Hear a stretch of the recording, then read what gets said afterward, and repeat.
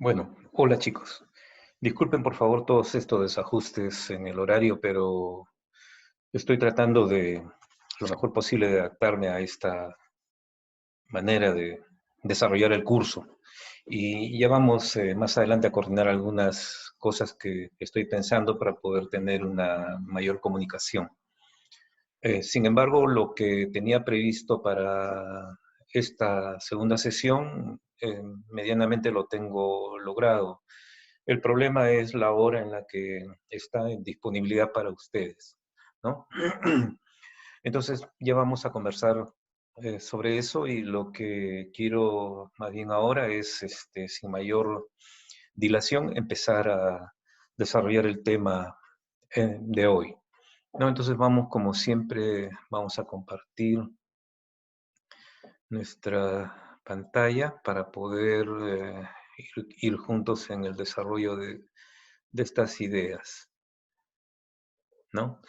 Bueno, entonces, básicamente de lo que estamos tratando de hacer, enseguida vamos a hacer ya una recapitulación de la clase anterior, pero básicamente se trata hoy de hacer un aterrizaje un poco más específico, no con gran profundidad porque el tiempo no lo permite y las condiciones tampoco, pero sí una contextualización un poco más precisa acerca de lo que es el papel de Durkheim dentro de la sociología y particularmente dentro de lo que él concibió como el marco positivista, organicista, estructuralista que le dio a su movimiento sociológico, ¿no? Entonces, de eso se trata esta segunda reunión que vamos a tener. Vamos a hacer un enlace entre lo anterior que vimos la semana pasada en el proceso de formación de la sociología y de algunas ideas fundamentales que antecedieron a Durkheim y lo que es ya como un eh, consolidado fundamento y pilar de la sociología contemporánea, ¿no? Entonces, básicamente tenemos estos tres objetivos, ¿no? Que lo vamos a procurar desarrollar a lo largo de estas grabaciones. Primero, tratar de precisar en qué consiste ese marco positivista del estructural funcionalismo de la teoría de Durkheim, ¿no? Eh, Muchas veces es difícil poder resumir digamos, en pocas palabras, una etiqueta que se ha dado a una determinada escuela de antropología, en este caso el estructural funcionalismo, ¿no? Eh, Más que nada se puede entender esto en el contexto de lo que ha sido la gran corriente dentro de la cual se han ido construyendo las ideas de Durkheim, ¿no? Que es básicamente toda una tradición positivista. Bueno, eso en primer lugar. En segundo lugar, vamos a, vamos a ver a partir de lo que son las reglas del método sociológico, cómo es que Durkheim consolida a partir de esta obra lo que es el aspecto fundamental y central de la sociología, ¿no? Es decir, definir el objeto de estudio. Esto en toda disciplina científica es un aspecto clave, ¿no? ¿Cómo delimitar su objeto de estudio? Bueno, en las reglas del método sociológico, Durkheim se va a encargar de dar este paso fundamental para constituir lo que él denominó una ciencia positiva de la sociedad, ¿no? Y luego vamos a tratar de tener un panorama también incompleto, pero sí fundamental de lo que es los conceptos fundamentales que están en la teoría sociológica de los hechos sociales, ¿no? Es decir, así como vamos a ver en el segundo objetivo cómo es que se constituye el objeto de estudio, siendo los hechos sociales, vamos en tercer lugar a tratar de delinear las principales dimensiones de este objeto, ¿no? De eso se trata entonces nuestra reunión y vamos sin mayor retraso entonces a contextualizar un poco la clase de ahora este, tratando de um, recapitular lo que vimos en la clase pasada, ¿no? Entonces, si ustedes recuerdan, en la sesión anterior vimos un panorama de cómo se habían desarrollado las ciencias sociales y habían aparecido una serie de personajes importantes por las ideas que aportaron desde contextos históricos diferentes, pero que habían aportado al fin y al cabo al desarrollo de la sociología de Durkheim, ¿no? Recuerden que habíamos enfatizado mucho que Durkheim, si lo vemos únicamente en el contexto actual, aparece como el creador de esas ideas, teorías, conceptos, nociones, cuando en realidad él es el que ha sintetizado en el marco de lo que es el positivismo esas ideas de sus predecesores, ¿no? Lo que hice fue dejar indicadas algunas pistas para ver cómo ha sido ese recorrido de la sociología y cómo las grandes teorías científicas de la sociedad eh, depende del contexto histórico y social en que se producen, ¿no? Es decir, toda ciencia, particularmente las ciencias sociales, con mayor razón, dependen en su constitución del contexto dentro del cual se desarrolla la reflexión científica. Eh, podemos decir que las ideas de la ciencia están determinadas por el contexto, ¿no? No son exclusividad de ningún individuo por sí mismo, y si bien es cierto, las individuales son importantes, estas encarnan y representan un proceso acumulativo y también dialéctico de la construcción de las ideas, ¿no? Esto es importante no solamente y válido para Durkheim, pero como vamos a ver después también es válido para Weber. Un matiz de diferencia con Weber podemos adelantar es que en el caso de Weber va a haber una probablemente mayor originalidad en muchas de las ideas que van a surgir de su propia reflexión, ¿no? Pero eso lo vamos a ver más adelante.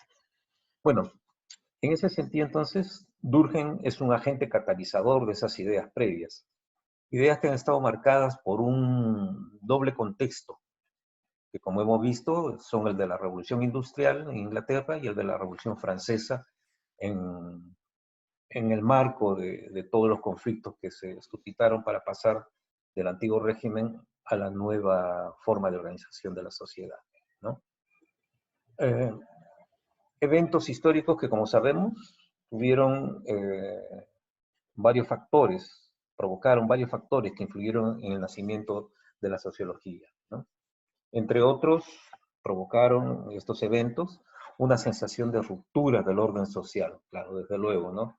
El tránsito del modo feudal de organización de la sociedad y de la producción a uno más científico, moderno y con perspectivas de industrialización, obviamente tenía la perspectiva de ser entendido como un desorden, una ruptura, un quiebre, ¿no? Que no se sabía cuándo, en definitiva, iba a concluir. Eh, otro aspecto que provocaron esos dos eventos, las dos revoluciones, fue la necesidad de interpretar o de explicar esos cambios producidos, ¿no? ¿Por qué se han producido esos cambios? ¿Qué cosa es lo que ha provocado la dinámica histórica y social que se traduce en esas transformaciones, ¿no? En tercer lugar, se suscitó también la necesidad de construir un nuevo orden social, ¿no? Noten ustedes que estoy reiteradamente destacando la idea de orden, el término orden, que es justamente el que aparece con mayor nitidez, con mayor claridad dentro del discurso y del debate filosófico social de esta época, ¿no? Estamos hablando de fines del XIX, comienzo del siglo, perdón, fines del XVIII, comienzos del siglo XIX, que es cuando se vive toda esta transformación, ¿no? Entonces, hay la necesidad de construir un nuevo orden social y político, que es la gran preocupación de todos estos filósofos, ¿no? Y aquí vamos a ver ya que hay un matiz muy diferente respecto de Inglaterra, que no va a desarrollar esta línea crítico-social, no en la forma por lo menos como se desarrolló en Francia, y más bien por ahí el cambio, las transformaciones derivadas de la revolución industrial van a derivar más bien en una idea muy distinta de lo que es el orden social nuevo que se está avisorando para la sociedad europea, ¿no?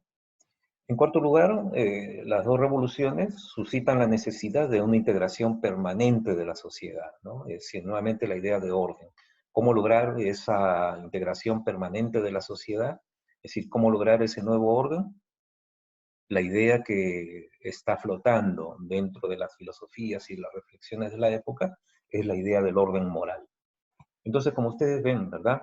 Hay toda una serie de elementos de juicio, de crítica filosófica, de pensamiento, de reflexión, que son provocados por las dos revoluciones y que van configurando el contexto para definir los conceptos que después Durkheim va a incorporar dentro de su sociología, ¿no?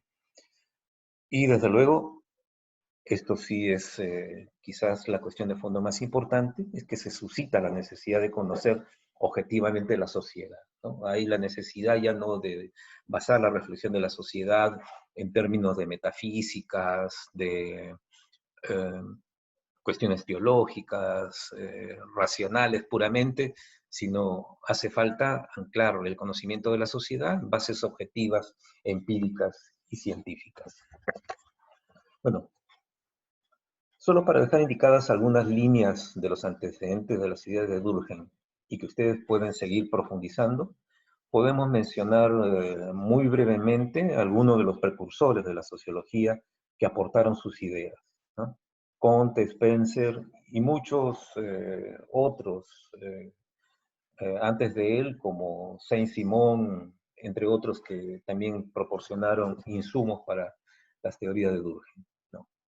Todos estos precursores constituyeron las bases del positivismo, organicismo, funcionalismo y estructuralismo que va a caracterizar podríamos decir, la esencia, eh, la sustancia sociológica de Durkheim. El llamado estructural funcionalismo de Durkheim proviene de las configuraciones conceptuales que se elaboraron sobre la base de las analogías organicistas y positivistas de la sociedad, ¿no? Aquí el trasfondo va a ser la construcción desde mucho tiempo antes, ¿verdad? Pero que se perfila con mayor nitidez en en el marco de la ilustración en algunos casos, pero fines siempre del siglo XVIII, se van perfilando en las reflexiones filosóficas que van discutiendo acerca de lo que es la mejor manera de entender la sociedad. Entonces, aquí se van estableciendo esas analogías, ¿no? Y por lo tanto, aquí tenemos los antecedentes, digamos, más fundamentales de ese organicismo y ese positivismo que va a caracterizar a la obra de Durkheim. Bueno, el organicismo positivista es muy antiguo, ¿no? Y viene desde la antigüedad filosófica clásica, cosa que no nos interesa ver aquí porque es otro tema, ¿no?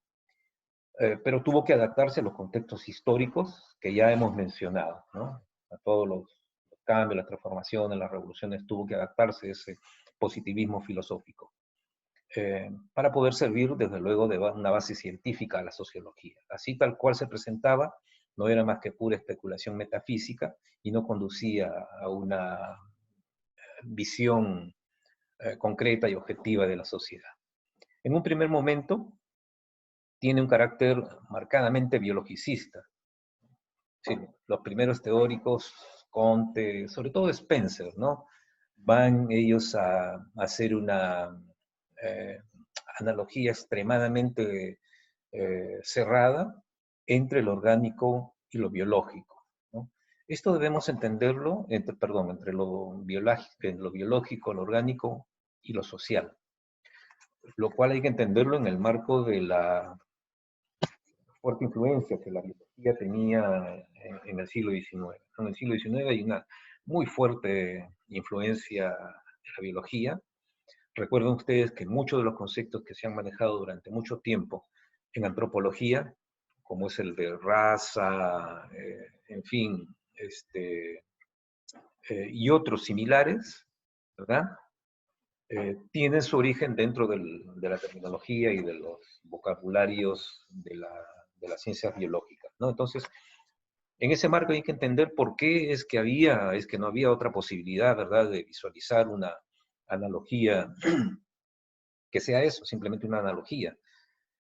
La similitud se llevaba a extremos muy groseros, como en el caso de Spencer, que literalmente tomó la sociedad como si fuese un organismo vivo, ¿no? Bueno, entonces hay todo este primer enlace muy estrecho de esta analogía, como muy rigurosamente vinculada a lo biológico, ¿no? La sociedad muy estrechamente vinculada a lo biológico. Sin embargo, entonces era imposible sostener literalmente esta analogía, ¿no? O sea, estaba bien, el papel lo soportaba, pero el análisis concreto de lo que la evidencia empírica de un mayor acercamiento a la sociedad mostraba era de que era imposible sostener una analogía de ese tipo. Para que se constituyese una sociología científica, tenía que dejarse ese carácter eh, biológico de lo social, ¿no? Bueno, eh, entonces, brevemente, eh, para caracterizar algunos de los principales predecesores del modelo sociológico de Durkheim y que al mismo tiempo, ¿verdad?, constituyeron la base, el fundamento eh, de ese trasfondo positivista que caracteriza su obra, podemos mencionar brevemente, ¿no? Digamos, para tener una idea de quiénes fueron y cuáles fueron los tipos de aportes que proporcionaron a la teoría de Durkheim. Podemos hacer una especie de genealogía, ¿no? Del positivismo y el organicismo de Durkheim, en cuyo marco, repito, escribió todos los libros que conocemos de él, ¿no?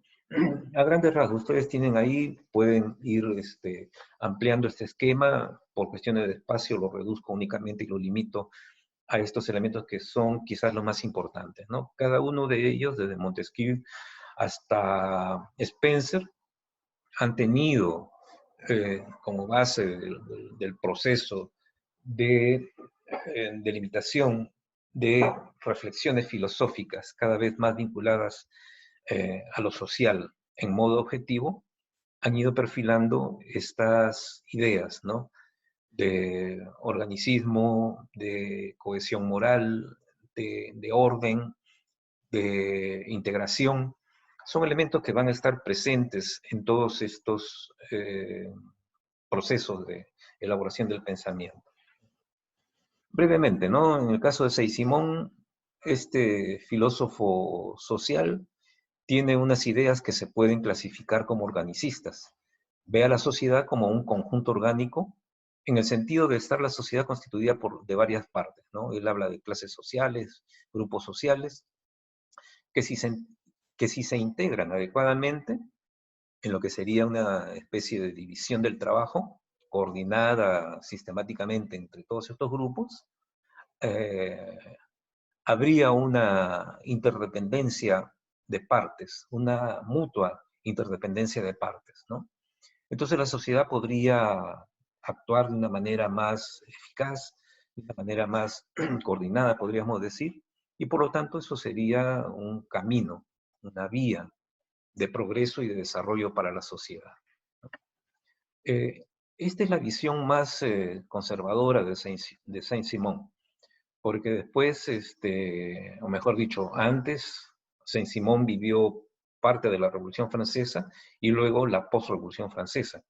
Entonces, antes, en su visión previa a la Revolución, él predecía un cambio radical producto de una revolución, de una radicalidad muy grande que transformaría las estructuras sociales. Esto particularmente es tomado por el marxismo. El marxismo clásico toma esta cercanía de Saint-Simon con la revolución como factor de cambio y lo convierte en una base fundamental de su teoría, de la fundamentación teórica de la teoría marxista, ¿no? Sin embargo, aquí lo estamos viendo en el contexto de lo que es la formación de las ideas sociológicas. Y en lo que atañe a Durkheim, la visión que presenta post-revolución francesa es lo que constituye la base fundamental en Durkheim, ¿no? Esa idea de que hay la posibilidad de que las clases, los grupos se integren dentro de modos de coordinar lo que serían los distintos tipos de trabajo y de labor dentro de la sociedad para constituir un orden normativo y coherente, ¿no? Eso es lo que va a retomar Durkheim, ¿no? Entonces, como ustedes ven, desde aquí Saint-Simon está ya planteando la idea de la evolución también, ¿no? Habla, es el primero que sugiere la posibilidad de una transformación de la sociedad de manera gradual, progresiva, a partir de cambios radicales que se van a provocar en la sociedad, no como consecuencia de revoluciones, sino como consecuencia de la búsqueda asociativa de los distintos grupos sociales de encontrar elementos en común. La división del trabajo y, por lo tanto, y la mayor cohesión social, ¿no? Esto por el lado de Saint-Simon, ¿no? Bueno, en él también había un conocimiento positivo de la sociedad. Planteaba, desde luego, de manera muy incipiente, pero planteaba, por supuesto, que la manera de conocer lo más adecuadamente posible la sociedad era a través de medios objetivos, ¿no? Y de aspectos objetivos que liberaran la visión de la sociedad de aspectos políticos, ideológicos, que no hacen sino más bien contribuir a la distorsión de lo que es la dinámica social, ¿no? Por eso se considera esto como una base del conservadurismo que está implícito dentro de la sociología de Durkheim, ¿no? Dentro de las categorizaciones políticas, ideológicas que, que tienen las ideas de Durkheim, se le sitúa a él como un sociólogo conservador, ¿no? Por ese tipo de ideas, ¿no? Bueno, entonces, son ideas muy incipientes, desde luego, pero son ya las protoideas o protoconceptos organicistas que Durkheim va a retomar más adelante, ¿no? Eh, pero ya previamente, mucho antes, ¿verdad? Mucho antes de Durkheim, Comte había tomado estas ideas ya de Saint-Simon, ¿no? El primero, mejor dicho, Durkheim no las toma directamente, las toma a través de Comte. Comte previamente las había incorporado en una serie de trabajos que eh, son largos de enumerar, pero que es parte de la configuración de la sociología positivista de Comte, ¿no? Y Comte las había tomado para plantear que la única forma de poder salir de la crisis social y política de Francia, con todas sus barricadas, sus luchas, los miserables que hemos visto en las películas, ¿verdad?, es a través del orden y del progreso. Estas dos nociones que están previamente en Saint-Simon, Comte las incorpora dentro de la configuración de su filosofía positivista de la sociedad, ¿no? Como uno de los principales elementos que va a permitir, a partir de un conocimiento objetivo de la sociedad, conocimiento positivo de la sociedad, se pueda lograr orden y progreso, ¿no? Es decir, tenemos la construcción de un modelo de reflexión filosófica y científica que, al mismo tiempo que pase para la constitución de una ciencia, se convierta en un elemento también legitimador de un orden social y político ansiadamente buscado por la sociedad francesa. Bueno, orden, progreso, ideas que después serán determinantes en el pensamiento de Durkheim, ¿no? ¿De dónde viene el progreso? ¿De dónde viene el orden? ¿De dónde vienen los límites para los que los individuos estén sometidos en sus actos? ¿No? ¿Cómo se va a limitar la acción de los individuos eh, en contra de la sociedad, del sistema jurídico, de las leyes, del Estado, del orden moral? Es lo que se va a responder Durkheim, ¿no? ¿De dónde va a provenir ese orden? De todas estas instituciones, es decir, de la sociedad. Es lo que dice Durkheim, ¿no? No de la familia, no de la religión no va a decir cómo deben comportarse la gente, mejor dicho, sí le va a decir, pero en la práctica no va a producir ese orden y esa cohesión, sino va a ser la sociedad. Durkheim va a decir que la sociedad es la garantía de ese nuevo orden que se está buscando, ¿no? Y con esto empieza a poner de relieve la idea de sociedad como un concepto clave para poder construir ese sistema de conocimientos objetivos que él va a llamar la sociología, finalmente va a llamar la sociología eh, positivista, ¿no? La sociología moderna, la sociología contemporánea. Entonces, como ustedes ven, hay toda una construcción de conceptos que se van acumulativamente, progresivamente y hasta en términos dialécticos también, se van incorporando dentro de un conjunto más amplio de tradición de ideas que van a ser finalmente subsumidas por el modelo sociológico que va a proponer, por la síntesis sociológica que va a proponer Durkheim, ¿no?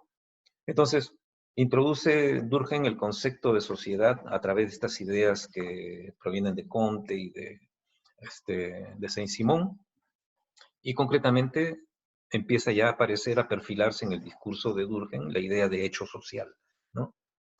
Eh, ¿Cómo denomina Durkheim a ese proceso de la sociedad poniendo límites a los sujetos? Es decir, poniendo orden. Hay una serie de caos, conflictos, los individuos se agreden, se matan unos a otros, ¿verdad? Se propugna la lucha de clases, los caudillos, los líderes aparecen como muy eh, determinantes en la desorganización de la sociedad, ¿no? Cómo poner límites, cómo establecer criterios de estabilidad para esa acción de los individuos, ¿no? Eh, entonces, ¿cómo denomina Durkheim, decía, a ese proceso de la sociedad poniendo límites a los sujetos para poner orden? ¿Cómo la sociedad construye elementos simbólicos para que estemos todos ordenados? La respuesta que Durkheim dará más adelante, sobre todo en la división del trabajo social, será que ese orden lo determina la conciencia colectiva. Entre muchos otros factores, ¿no? O sea, no solamente la conciencia colectiva, porque está la idea de cohesión, de organización moral de la sociedad, de institución, pero básicamente lo que aglutina a toda la sociedad como una garantía de unidad y de orden es la conciencia colectiva, ¿no? Es decir, que muchos sujetos individuales encuentran como único límite para el orden a la conciencia colectiva, ¿no? Si te sales de esa conciencia colectiva, estás quebrando el vínculo fundamental que tienes con la sociedad. De ahí proviene esa idea de orden que está presente en la sociología de Durkheim y que es fundamental para que todos los sujetos organizados en torno de esa conciencia colectiva establezcan precisamente ese orden social, ¿no? Entonces, vamos viendo cómo se van derivando de estas fuentes previas ideas fundamentales dentro de la sociología de Durkheim, ¿no? Y que van a estar presentes a lo largo de su obra, ¿no? Y la idea de progreso, ¿de dónde viene? ¿No? Porque también está presente dentro del discurso sociológico positivista de Durkheim, ¿no? ¿De dónde proviene esa idea de progreso? La idea de progreso la aportan los ingleses, ¿no? Ese es el aporte de los ingleses, ¿no? Tiene su origen en la idea de progreso individual capitalista, ¿no? Recordemos que en Inglaterra se dio no una revolución política como la de Francia, sino que se dio una revolución industrial, una revolución económica, una revolución de las finanzas, ¿no? Que transformó el espectro financiero, económico en Inglaterra, ¿no? Entonces, presumiblemente fue más lógico que en Inglaterra apareciese esa idea de progreso, ¿no? En el marco de esa idea del progreso individual capitalista que se generó como consecuencia de la implantación del liberalismo económico en esa parte de Europa, ¿no? A diferencia de lo que ocurrió en Francia, en la que se centralizó mucho la defensa de los derechos del hombre y de la persona. Recuerdan ustedes que tiene su origen en el contexto de la Revolución Francesa, libertad, igualdad, fraternidad, ¿verdad? Y por lo tanto se pone en primerísimo lugar al sujeto individual, pero no por él mismo, sino por ser sujeto de una sociedad. es que la sociedad empieza a ser una preocupación fundamental y permanente dentro de la reflexión de los filósofos sociales europeos franceses, ¿no? Si usted se pone a pensar bien, eso conduce naturalmente a la formulación de una ciencia de la sociedad, ¿no? Todo está organizado para que la reflexión se focalice dentro de la sociedad, contexto dentro del cual se construye al sujeto, al individuo, como centro, ¿no? Eh, de los derechos, de la igualdad, de la fraternidad, en fin, de lo que es la defensa de lo humano, ¿no? Por ahí viene entonces el lado que nos ayuda a entender por qué es que la sociología surgió en Francia y no en Inglaterra. No podía surgir en Inglaterra porque ahí no se dieron las condiciones para este proceso intelectual que sí derivó en la ciencia en el caso de Francia. En el caso de Inglaterra, como sabemos, hubo toda una serie de tradiciones de economía política que estaban más bien centradas en relacionar ese nuevo escenario económico, capitalista, industrial que se había generado, ¿no? Para desarrollar la idea del progreso individual capitalista, ¿no? Entonces la cosa fue por otro rumbo. Allí más bien, antes que la sociología, más bien se desarrolló la economía en todas sus variantes como una consecuencia de su propia tradición inglesa, ¿no? Entonces, la idea de progreso la aportaron los ingleses, ¿no? Tiene su origen en esa, repito, en esa idea de progreso individual capitalista, es decir, la posibilidad de poder lograr el progreso, el desarrollo material, el desarrollo económico, ¿no? Y de cómo el individuo se desarrolla, si desarrolla determinadas actitudes, va a lograr el desarrollo material, ¿no? Aunque hay un elemento clave, ¿no? El individuo, si tiene determinadas actitudes, va a lograr un desarrollo material. Aquí ya está planteándose un proceso de exclusión, ¿no? Los que tienen actitudes, los que tienen capacidades, los que no, se quedan dentro de una situación de marginalidad dentro del proceso, ¿no? Bueno, entonces ya como hemos visto, todo eso se deriva de que en Inglaterra se vivió una revolución industrial bastante fuerte y que provocó más bien que se generara esta idea más bien de mercado, de liberalismo, de capitalismo, ¿no? De economía, antes que más bien un proceso que situara a la sociedad en primer plano de preocupación. Para los ingleses la preocupación de primer nivel y de primer plano fue más bien cómo organizar la riqueza económica. Entonces, la idea de progreso Conte la toma desde esa tradición inglesa. No puede ser de otro modo, ¿no? Porque ahí fue que se desarrolló esa idea, como repito, desde la dimensión económica. Eh, por la naturaleza del desarrollo de las ideas en Francia, esto no podía ser generado allí, ¿no? Eh, Darwin, aquí aparece, no lo he puesto en el cuadro, pero Darwin proporciona, ¿no? A Darwin no se le considera mucho dentro de la sociología de Durkheim, pero sin embargo tiene elementos de conexión muy interesantes, ¿verdad? Si bien es cierto, Durkheim trataba de mantener un poco de distancia con las interpretaciones que se hizo de Darwin, como la de Spencer, por ejemplo, que llevó al extremo y construyó lo que se dio en llamar el darwinismo social, producto de esa analogía literal que se hizo entre lo orgánico y lo social. Durkheim más bien tenía cuidado de utilizar el modelo darwinista de evolución de la sociedad, ¿no? Por eso, más bien, lo que toma de Darwin es una idea que aparece eh, su teoría de las especies, del origen de las especies, de la selección de las especies, etc., ¿no? Durkheim habla en algún momento en su teoría de la supervivencia del más apto y de la adaptación al ambiente. Este concepto de Darwin aparece también en Durkheim, ¿no?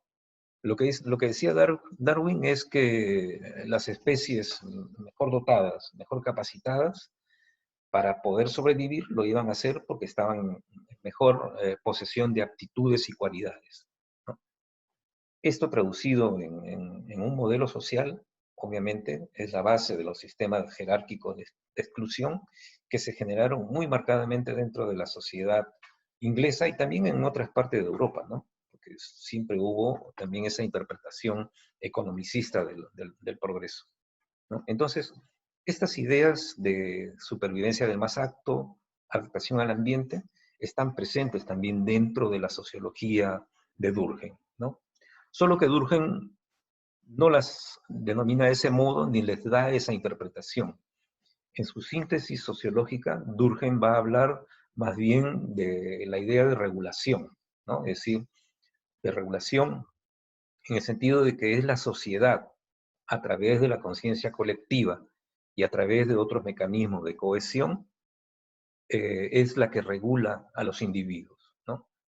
Es decir, regulación no en el sentido de una adaptación con mayor o menor éxito en función de ciertas aptitudes naturales, entre comillas, que determinados sectores sociales deberían tener, sino más bien en términos de cómo una conciencia colectiva, en tanto conjunto de valores, principios, leyes y normas que son compartidos por todos, eh, permite que se organice y se regule la sociedad. Se regule en términos de cohesión, de participar de un orden.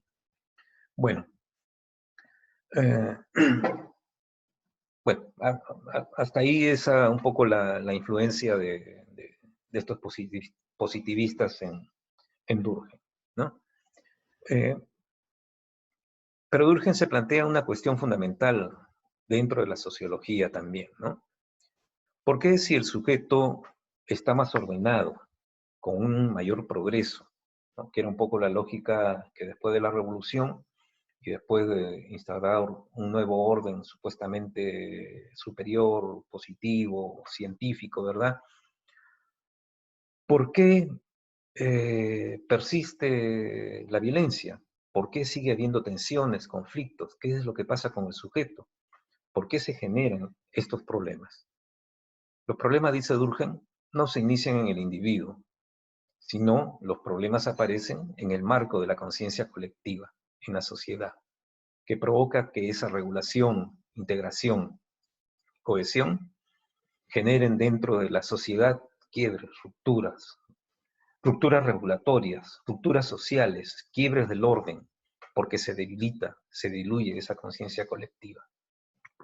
Entonces, aquí ya está dando una nueva forma de interpretación Durkheim y está poniendo nuevamente en primer plano de importancia la idea de conciencia colectiva como garante de ese orden tan buscado por la sociedad, ¿no? Entonces, ¿qué cosa es lo que se debe estudiar? Se pregunta Durkheim. A los individuos, a los sujetos, a los líderes, a los caudillos, a los que asusan a la sociedad, a la violencia. No. Lo que debe hacerse, dice, es analizar los problemas colectivos. Los problemas de nivel colectivo, que es de donde proceden, en términos de esa mayor o menor fragilidad para cohesionar a la sociedad, que es de donde provienen estos quiebres fundamentales que se observan dentro de la sociedad, ¿no? Es decir, hay que analizar problemas colectivos en términos de lo que ya ha empezado a denominar como hechos colectivos o hechos sociales, ¿no? Y a eso es lo que llama Durkheim los hechos sociales, ¿no? Y será el foco de la sociología y de sus teorías de estudios. Bueno, antes de cerrar esta primera parte, quiero brevemente mencionar muy ligeramente a Spencer, ¿no? Digamos que ya podríamos cerrar hasta aquí esta primera parte, ¿no? En la que estamos viendo un poco cómo se va configurando, a partir de esa filosofía positivista, cómo se va configurando el marco estructuralista, funcionalista de la sociología durkheimiana.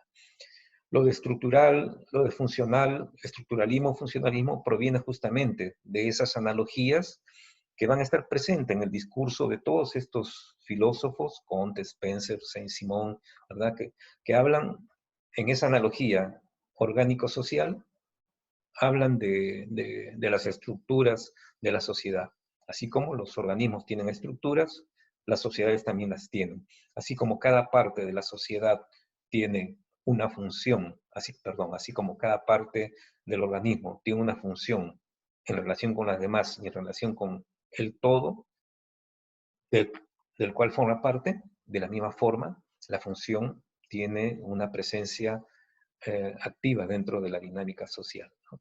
Por ahí va construyendo entonces este marco y por eso es que se conoce a todo este enfoque como el organicismo positivista y funcionalista.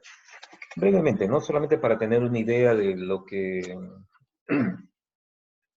dijo Spencer, ¿no?